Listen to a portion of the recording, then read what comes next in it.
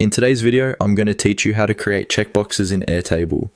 To get started, open Airtable and go into the base where you want to add your checkbox field. A base is simply the workspace where your table and records live, so make sure you're in the correct one before making any changes. This is especially helpful if you manage multiple projects or datasets and want to keep your setup organized.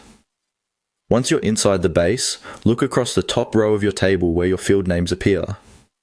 This is the header area, and it's where you can add new columns to capture different types of information. To create a checkbox field, click on the plus sign at the end of the existing fields. This plus sign is Airtable's quick way of adding a new field without needing to open a complicated menu, so it's a very simple and efficient starting point. After you click the plus sign, Airtable will prompt you to define the new field.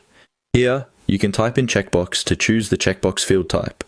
This field type is useful when you want a simple yes or no style option in your table.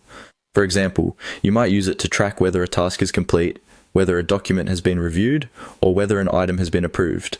It gives you a clean visual way to mark status with just a single click. Once the checkbox field is created, you'll see a new column appear in your table. Each cell in that column can now be clicked to check or uncheck the box. This makes Airtable especially convenient for workflows where you need quick updates and easy scanning across multiple records.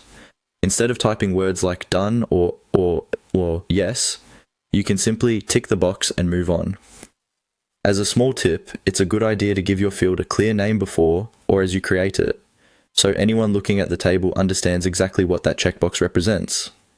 Clear naming helps avoid confusion later, especially if your base becomes more detailed over time. And that's it. You open a base, click the plus sign, and type in checkbox to create the field.